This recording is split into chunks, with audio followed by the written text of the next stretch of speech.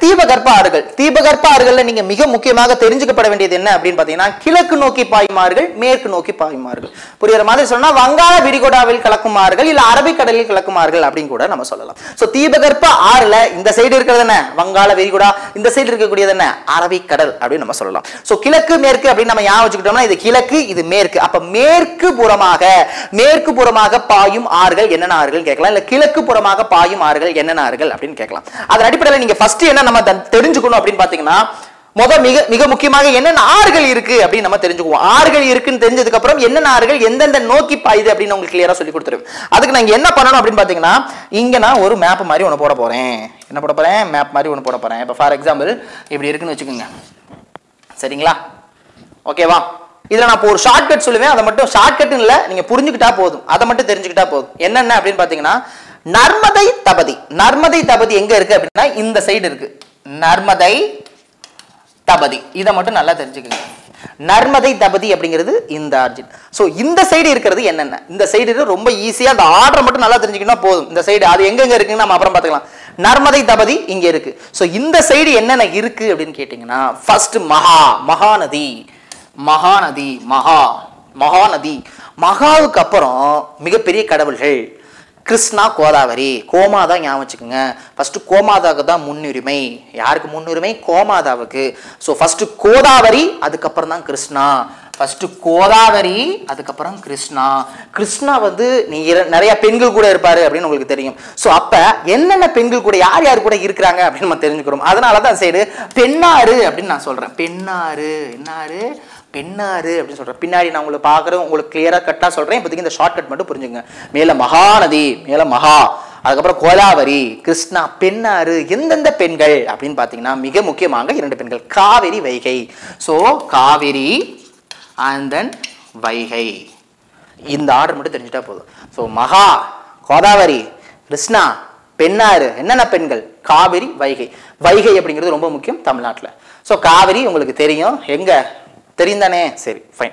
So Kudagumalai, okay fine. So Pennar, இதுதான் இதுக்கான shortcut. ஏன் சொல்றேன்னா, இந்த பொசிஷன் இதுக்கு கீழே வருதுன்னு தெரிஞ்சிட்டாலே உங்களுக்கு நான் சொல்லி கொடுத்து முடிச்சிடுவேன். சரிங்களா? Okay fine. இப்போ என்னன்னா, இந்த சைடு இருக்கிற ஆறுகள் இங்க கலக்குது. எங்க கலக்குது? இங்கிட்டு கலக்குது. அப்ப கிழக்கு மேற்கு. அப்ப மேற்கு நோக்கி பாயும் ஆறுகள் இந்த நர்மதை தபதி. இப்போதைக்கு புக்கில் இருக்கக்கூடிய ஆறுகளை மிக முக்கியமான ஆறுகள் மத்த எல்லாம் சொல்லிடுவாங்க. மகாநதி சொல்லுவாங்க, கோதாவரி சொல்லுவாங்க, கிருஷ்ணா சொல்லுவாங்க, அப்புறம் காவிரி, அப்புறம் என்ன வைகை. அவ்வளவுதான். சரிங்களா? சோ இதுல இருக்கக்கூடியது மகாநதி, கோதாவரி, கிருஷ்ணா, அண்ட் தென் என்ன சொன்னேன்? Yes, Kaveri and then Vaigai. 5 ஆறு புக்கில் கொடுத்துருக்கிறது மட்டும் கிளியரா சொல்றேன். பெண்ணாறு ஷார்ட்கட்டோட சேர்த்திருக்கேன். அந்த ஷார்ட்கட் எதுக்கு பயனுள்ளதாக இருக்கும்னா அடுத்த கிளாஸுக்கு பயனுள்ள வகையில் இருக்கும். ஓகே. சோ இந்த சைடு இருக்கக்கூடிய மேற்கு பகுதியில் பாயுமார்கள், இது கிழக்கு பகுதியில் பாயுமார்கள். இப்போ உங்களுக்கு கிளியர் கட்டா எது எந்தெந்த மாநிலத்தில் உருவாக்கப்படுது ஃபர்ஸ்ட் தெரிஞ்சுக்கலாம். ஓகே. அதன் அடிப்படையில் இப்போ நம்ம பார்க்க போறது என்ன அப்படின்னு பாத்தீங்கன்னா, ஒவ்வொரு ஆறுகளின் இருக்கக்கூடிய கான்செப்ட் பார்க்க போறோம். ஒவ்வொரு ஆறுகள் உங்களுக்கு கிளியர் கட்டா உங்களுக்கு சொல்லி கொடுத்துற ஒரு பிரச்சனை இல்லை. அழகா உங்களுக்கு எல்லாமே ஆங்காங்கே இருக்கும். சரிங்களா? Yes, fine. இப்ப இதுல நீங்க என்ன தெரிஞ்சுக்கணும் அப்படின்னு பாத்தீங்கன்னா, உருவாகக்கூடிய இடங்கள் நல்லா கவனிச்சுக்கோங்க. ரொம்ப ஈஸியாவே சொல்லி கொடுத்துடலாம். இந்த நர்மதை தபதியோடைய ஆர்ஜின் எங்க இருந்து வருது? இதோடைய ஆர்ஜின் எங்க இருந்து வருது? ஆர்ஜின்னா என்ன அர்த்தம்னா அதனுடைய ஆரம்பம் மத்திய பிரதேஷ். இரண்டும் மத்திய பிரதேசத்துல உருவாக்கப்படுது. அடடா, இவன் மத்திய பிரதேசத்துல இருந்து இந்த சைடு வாரான், கடப்பட அரபிக்கடல்ல கிடக்குறான் அல்லது மேற்கு நோக்கி பாயிறான். சோ நர்மதை 2 பேரும் மத்திய பிரதேஷ். சோ நர்மதை வந்து மத்தியில உட்காராங்க, அமர்கண்ட் அப்படின்னு சொல்லுவாங்க மத்திய பிரதேசத்துல. அமர்கண்ட் அப்படின்னு சொல்லுவாங்க. தளபதி அப்படிங்க அமைச்சுக்கலாம். பெட்டுல் அப்படிங்கிற இடத்துல உருவாக்கப்படுது. சோ மத்தியில் அமர்றாங்க யாரு சார்? ஃபர்ஸ்ட்ல இருக்கக்கூடிய நர்மதை, அமர்கண்ட் அப்படின்னு சொல்லலாம். இது பெடுல், தளபதி பெடுல் அப்படிங்க அமைச்சுக்கோங்க. ஓகேங்களா? முடிஞ்சு போச்சு, ஆரம்ப புள்ளி முடிஞ்சு. அப்ப மத்தியில் உருவாக்கப்படுது, இது ரெண்டும் மத்திய மாநிலத்தில் உருவாக்கப்படுது. ஓகே. அப்ப இங்க 2 பேர் ஏதாவது ஒரே மாநிலத்தில்? ஆமா. இந்த மகாநதின்னு ஒருத்தர் இருக்கானே, அவன் சத்தீஸ்கர் மாநிலத்தில் உருவாக்கப்படுதான். மகாநதி சத்தீஸ்கர் மாநிலத்தில் உருவாக்கப்படக்கூடியது. சத்தீஸ்கர் மாநிலத்தில் உருவாக்கப்படுது. அடுத்து 2 பேர் பேர் சொன்ன பாத்தீங்களா மகாநதிக்கு அப்புறம், கோதாவரி மற்றும் கிருஷ்ணா. இது இரண்டும் எங்க? மகாராஷ்டிராவில் இருந்து உருவாக்கப்படுது. மகாராஷ்டிரா, கோதாவரி மற்றும் கிருஷ்ணா, மகாராஷ்டிரா. சரிங்களா? புரியுதா? இப்போதைக்கு இதை மட்டும் தெரிஞ்சுக்கங்க. மத்திய பிரதேசத்தில் 2, மகாராஷ்டிரா 2, சத்தீஸ்கர்ல 1. வேற என்ன? காவிரி சொல்ல வேணும். ஓகேவா? குடகுமலை. அப்படித்தானங்க? மறந்துட மாட்டீங்களே. சரி, கர்நாடகா குடகுமலை. அடுத்து நம்ம தமிழ்நாடு என்னது? வைகை. இது மட்டும் இப்போதைக்கு தெரிஞ்சுக்கங்க. ஸோ இந்த ஆர்ஜின் நீங்க தெரிஞ்சுக்கிட்டீங்கன்னா 1 by 1 உங்களுக்கு அழகா சொல்லி கொடுத்துருவேன். அற்புதமா சொல்லி கொடுத்துருவேன். இப்ப இந்த நர்மதை, தபதி, இதுல மிகப்பெரிய ஆறு என்ன சார்? கோதாவரி. தீபகற்ப அறிவில் மிகப்பெரிய ஆறு கோதாவரி.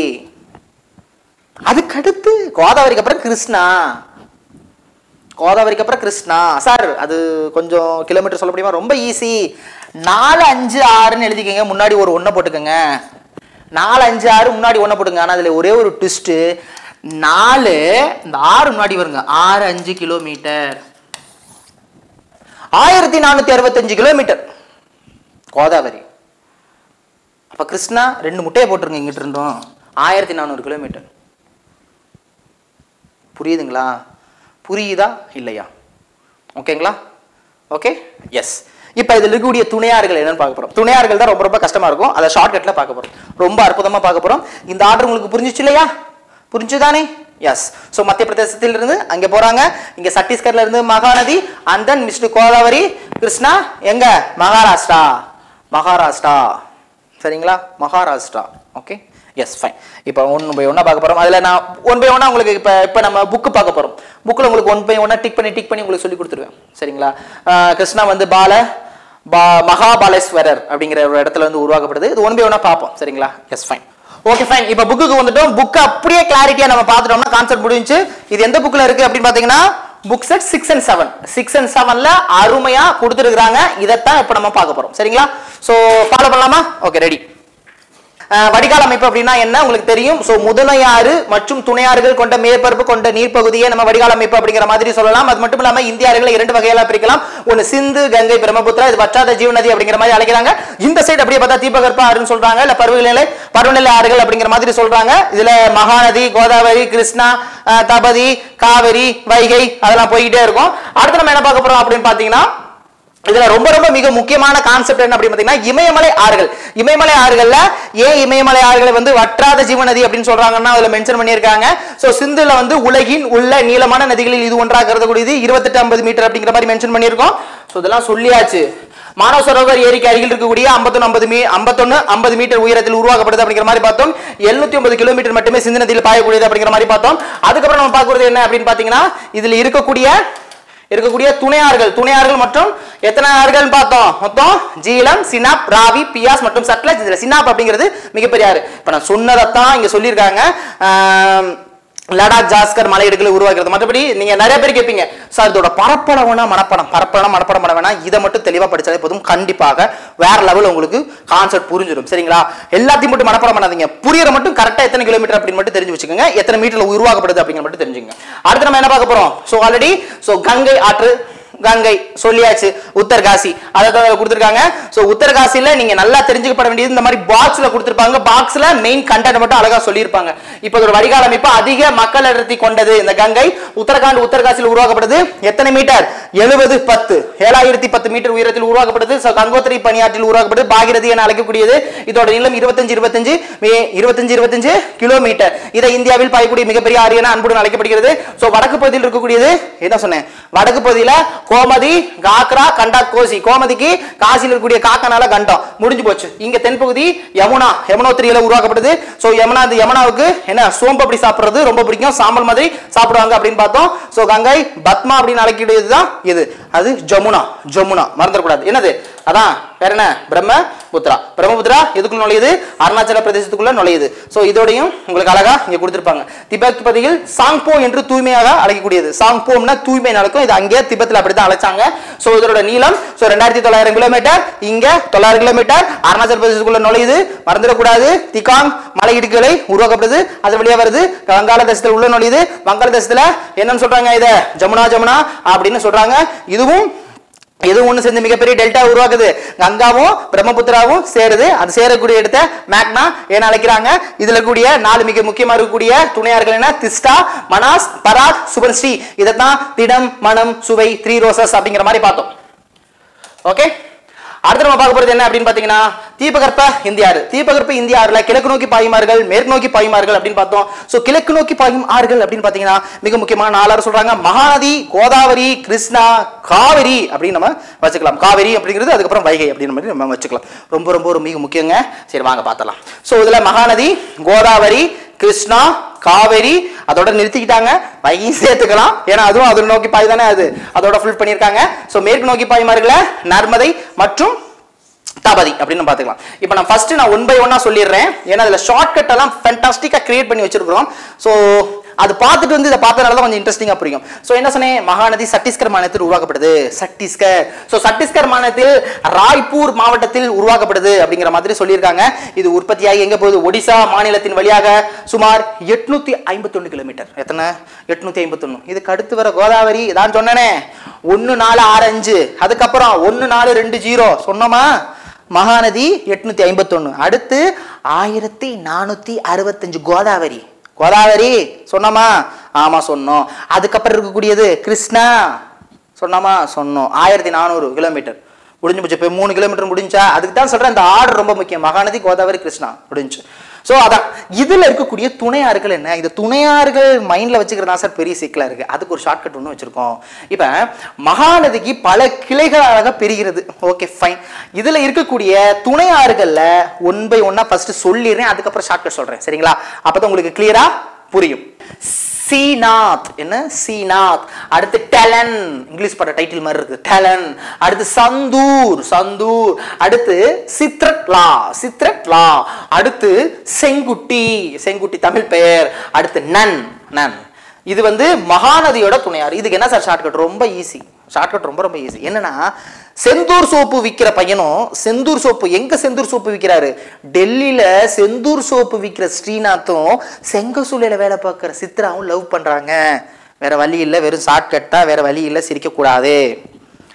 டெல்லியில வேலை பார்க்குற செந்தூர் சோப்பு விற்கிற யாரு? ஸ்ரீநாத்தும் செங்கசூலையில வேலை பார்க்குற சித்ராவும் காதலிக்கிறாங்க. இது மகா வந்து சொல்லிட்டா ஊருக்கே. யாரு மகா? அதான் மகாநதி. சரி வாங்க, இப்ப டெல்லியில டெலன், சோ செந்தூர், சந்தூர், செந்தூர் soap. Srinath, Srinath. Okay fine. செங்கசூலை, செங்கசூலைனா செங்குட்டி. அடுத்து யாரு? சித்ரா அப்படின்னா சித்ரலா. ஓகேங்களா? புரியுதா? சித்ரலா. அடுத்து நன், தெரிஞ்சு போச்சுன்னு வச்சுக்கோங்க. ஓகேங்களா? யாரு? மகா, மகா வந்து சொல்லிட்டா ஊருக்கே. அவ்வளவுதான். இவ்வளவுதான் கான்செப்ட். இதுக்கு போய் படம் பாட்டெல்லாம் பண்ண வேணாம். ஓகே, அடுத்து அதுக்கு தான் நான் இதை சொல்லிடுறேன். அடுத்து கோதாவரி. கோதாவரி கான்செப்டை விருத்த கங்கா என அழைக்கக்கூடியது இதுதான். ஓகேங்களா? தீபகற்ப அருவியில் மிகப்பெரிய ஆறு கோதாவரி. சரிங்களா? அதை விருத்த கங்கா அப்படிங்கிற மாதிரி சொல்றாங்க. ஓகேவா? மறந்துடக்கூடாது, மறந்துடக்கூடாது. ஸோ இது ஆந்திர வழியாக பாய்ந்து வங்காள விரிகுடாவில் கலக்கிறது. இதெல்லாம் பார்த்துக்கோங்க. நான் துணையாறுகள் மட்டும் ஷார்ட்கட் சொல்லிடுறேன். ஸோ இதுல துணையாறுகள் வார்த்தை ஒன்னொன்னா சொல்லிடுறேன். ஃபர்ஸ்ட் என்ன தெரிஞ்சுக்கணும்னா பூர்ணா, பெண்கங்கா, கங்கா, விருத்த கங்கா, பெண்கங்கா சொல்லிடலாம். ஓகே, பெண்கங்கா. பிரணிதா, அடுத்து இந்திராவதி, அடுத்து தால், அடுத்து ரொம்ப மிக முக்கியது ஸோ என்னது? சாலாமை, சாலாமி, சாலாமி, சாலாமி. இதுக்கு ஷார்ட்கட் என்ன அப்படின்னா நல்லா கவனிச்சுக்கோங்க. இது யாரு? கோதாவரி, கோமாதா அப்படின்னு சொன்னேன். நல்லா கவனிங்க. இந்திரலோகத்துல கோமாதாவை சாமியா கும்பிட்டதால, நல்லா கவனிச்சுக்கோங்க, இந்திரலோகத்துல கோமாதாவை சாமியா கும்பிட்டதால நம்மளால யாரோட சாபத்துல இருந்து தப்பிக்கலாம்? ஒருத்தங்க சாபம் விடுறாங்க, அந்த சாபத்துல இருந்து தப்பிக்கலாம். அந்த சாபத்துல இருந்து பூர்ணமா நல்லா பிராணவாயுவை சுவாசிக்கலாம். யாரு? பிராணவாயுவை சுவாசிக்கலாம். ஆக்சுவலா இது யாரோட வசியத்திலிருந்து தப்பிக்கலாம்? கௌதமி வசியத்திலிருந்து தப்பிக்கலாம். ஒண்ணும் இல்லைங்க, கௌதமி ஒரு வசியம் செஞ்சிருக்காங்க. அந்த கௌதமி வசியம் அப்படின்னா மூச்சு விட முடியாதுங்க. அந்த மூச்சு விட்டோம்னா என்ன பண்ணும், இந்திரலோகத்தில் கோமாதாவை கட்டி என்ன சாமியாக கும்பிட்டா பிராணவாயுவை நல்லா சுவாசிக்கலாம். இப்போ இதில் இந்த கௌதமி வசியத்தான்னு சொன்னேன் பார்த்தீங்களா, இந்த கௌதமின்னு ஒன்றும் கிடையாது. அது இந்திரலோகத்தில் ராஜமுந்திரின்னு ஒரு இடம் இருக்கு. ராஜமுந்திரிக்கு அருகில் கௌதமி வசிஸ்தா என்றும் 2 கிளையாக பிரிகிறது. கிளையாறு சொல்லுவாங்க, இதுக்கு பேர் தான் கிளையாறு. போறதுல கிளையாக பிரிகிறது. இப்ப நம்ம ஷார்ட்கட்ல வரும். இந்திரலோகத்தில் இந்திராவதினா இந்திராவதி. கிளியரா? எஸ். கோமாதாவை அதான் கோதாவரி, அதுக்கு தான் ஷார்ட்கட்டோட எடுத்தேன். ஓகேங்களா? சாமியா கும்பிட்டதால சாமி, சாமி கும்பிட்டதால கும்பிட்டதால். பிராணவாயு பூர்ணமாக, பூர்ணா என்ன பிரணீதா, பிராணவாயு சுவாசிக்கலாம். அவ்வளவுதான், முடிஞ்சு. சரிங்களா? மறந்துடக்கூடாது, கோதாவரி டெல்டா பகுதியில் நன்னீர் ஏரியாக என்னது கொல்லேரி ஏரி இருக்கிறது. ரொம்ப மிக முக்கியம். அடுத்து நம்ம பார்க்க போறதுன்னா கிருஷ்ணா மகாராஷ்டிரா மாநிலத்தில் மேற்கு தொடர்ச்சி மலைகள். இதெல்லாம் முக்கியம், ஈஸி தானே? சரி, கிருஷ்ணாவில் இருக்கக்கூடிய கண்டென்ட் ஃபர்ஸ்ட் பார்த்துடலாம், அதுக்கப்புறம் பார்த்துடலாம். ஸோ கொய்னா பீமா, என்னது கொய்னா பீமா அண்ட் தென் முசி, துங்கபத்ரா, பெடவாறு போன்றவை இதில் மிக முக்கியமாக இருக்கக்கூடிய துணையார்கள். இப்போ கிருஷ்ணா ஒருத்தரை கொல்றதுக்காக ஒரு ஒரு சாதுரியமான வேலை பண்ணுவார், தெரியுதானே? கிருஷ்ணா ஒரு சைடு இருப்பாரு, யாரை கொல்றதுக்கு, கர்ணனை கொல்றதுக்கு சாதுரியமாக சில வேலைகள்லாம் பார்ப்பாரு. அது கிருஷ்ணா கொன்னுட்டார், சரிங்களா அப்படின்னு வச்சுக்கலாம். இப்போ கிருஷ்ணா கொல்றாரு. யாரை கொல்றாருன்னா பீமா படம் ஞாபகம் வச்சுக்கலாம். பீமா படத்தில் ஹீரோயினை கொன்றுவாங்க தெரியுங்களா, அதை ஞாபகம் வச்சுக்கோங்க. பீமா படத்தோட ஹீரோயினை கொன்றுறாங்க. அட பாவிகளா, ஏதோ வேற வழி இல்லைங்க, பீமா அதில் வருது இல்லை, நான் அப்படித்தான் சொல்லுவோம், நீங்கள் ஞாபகம் வச்சுக்குவீங்க இப்படி பேசினா. ஸோ பீமா கொய்னா கொல்றாங்க. எப்போ கொல்றாங்கன்னா தூங்கி எந்திரிச்சு மூஞ்சி கழுவும் போது பெடரிலே அடிச்சு கொல்றாங்க. துங்கபத்ரா, மூஞ்சி கழுவுறாங்க முசி, பெடரிலே அடிச்சு பெடவாறு. ஷார்ட்கட் முடிஞ்சு. யாரு கொல்றா? கிருஷ்ணா கொல்றாரு. இந்த 3 ஷார்ட்கட் ஒழுங்கா படிச்சாலே ஆப்ஷன்ல அடிச்சிடலாம், கண்டிப்பா அடிச்சிடலாம். ஓகேங்களா? Okay fine. அடுத்து காவேரி இருக்கு, அதை நம்ம தமிழகாரில் பக்காவா பார்த்துடலாம். சரிங்களா? அடுத்து மேற்கு தொடர்ச்சி மலை, நர்மதை, ரெண்டுமே மத்திய பிரதேசத்தில் உருவாக்கப்படுது. அமர்கண்ட் சொன்னா இருக்கும், கண்டிப்பா இருக்கும். அமர்கண்ட் அப்படிங்கிற இடத்துல இதுல உருவாக்கப்படுது. ஸோ இதுலையுமே தபதி அப்படின்னு இருக்கு. இது ரெண்டும் ரொம்ப ரொம்ப மிக முக்கியம் அப்படின்னு நீங்க கருதுனீங்கன்னா, அதுல நல்லா படிச்சிட்டீங்கன்னா மிச்சம் இருக்கிறது இது மட்டும்தான், வேற எதுவும் கிடையாது. சரிங்களா? ஏன்னா அது 3 நல்லா தெரிஞ்சுக்கிட்டனால ஆப்ஷன் எதுவுமே அடிச்சலாம். ஏன்னா எல்லாத்துக்கும் ஷார்ட்கட் தேவையில்லை, இதை மட்டும் நல்லா படிச்சுக்கோங்க. இருந்தாலும் இதுல மிக முக்கியமாக இருக்கக்கூடியதெல்லாம் கரெக்டா நான் உங்களுக்கு நோட் பண்ணி கொடுத்துருக்கேன். இப்போ ஃபார் எக்ஸாம்பிள் இதுல சொல்லியிருக்காங்க, இந்நதி மத்திய பிரதேசத்தில் உள்ள பெட்சூல் மாவட்டத்தில் கடல் மட்டத்தில் இருந்து கிட்டத்தட்ட 752 மீட்டர், இது ரொம்ப முக்கியம் கிடையாது, உயரத்தில் முல்டா என்ற இடத்தில் இருந்து உற்பத்தி ஆகிறது. இது ரொம்ப முக்கியம். சரி, அடுத்து என்ன சொல்லியிருக்காங்கன்னா, தீபகற்ப இந்தியார்களில் நர்மதி, தபதி மற்றும் மாகி அப்படின்னு ஒன்று ஆட் பண்ணியிருக்காங்க. மாகி சேர்த்துக்குங்க. ஸோ மாகி ஆகிய 3 ஆறுகள் மட்டுமே கிழக்கில் இருந்து மேற்கு நோக்கி பாயுமார்கள். பார்த்தோம் இல்லையா? கிழக்கில் இருந்து மேற்கு நோக்கி பாயுமார்கள். சரிங்களா? அவ்வளவுதான், முடிஞ்சு. இது இல்லாம முதன்மையார்கள்னா என்ன, துணையார்கள் என்ன, கிளையார்கள்னா என்ன, டெல்டானா என்ன, இதெல்லாம் உங்களுக்கு ஆல்ரெடி சொல்லி கொடுத்துட்டேன். இது இல்லாம புத்தகத்துல பின்னாடி உங்களுக்கு அழகா என்ன கொடுத்துருக்காங்க, படிச்சுட்டு ரீகால் பண்றதுக்காக. அதே நேரத்தில் பாகிஸ்தானில் தேசிய நதி சிந்து நதி உங்களுக்கு கொடுத்துருக்காங்க பாருங்க. ஸோ துணையார்கள்னா பாகிஸ்தானின் தேசிய நதி, ஸோ கங்கை. இதுல இந்த தூரம் மட்டும் புக்கில் இருக்கிறத ஃபாலோ பண்ணிக்க வேண்டாம், துணையார்கள்னா படிக்கலாம். ஏன்னா புக்கில் இருக்கக்கூடிய கிலோமீட்டர் மட்டும் ஞாபகம் வச்சுக்கோங்க, இதுல இருக்கக்கூடிய கிலோமீட்டர் ஞாபகம் வச்சுக்க வேண்டாம். புக்கில் என்ன கொடுத்துருக்காங்களோ அதை ஞாபகம் வச்சுக்கோங்க. 25 கிலோமீட்டர், இதுல 28 80 தேவையில்ல, அது 25 கிலோமீட்டர்னா அதை மட்டும் ஞாபகம் வச்சுக்கோங்க. இந்த மீட்டர் சதுர மீட்டர்ல அதை ஞாபகம் வச்சுக்க வேணாம். இந்த ஷார்ட்கட்ல புக்கில் இருக்கிறத அதை ஃபாலோ பண்ணிக்கோங்க. வேற துணையார்கள்னா அழகா கொடுத்துருப்பாங்க, யமுனா, கோசி, கோமதி, காக்கரா அதெல்லாம் கொடுத்துருக்காங்க. ஸோ அழகா படிச்சுக்கோங்க. அடுத்து நம்ம பார்க்க போறது என்ன அப்படின்னா, தமிழர்கள் கூடியவரெல்லாம் அடுத்து அப்லோட் ஆகிடும். சரிங்களா? Thank you so much. மீண்டும் சந்திக்கிறவங்களுக்கு விடைபெறுவது உங்கள் அன்பு சகோதரன் கார்த்திக். நன்றி, வணக்கம்.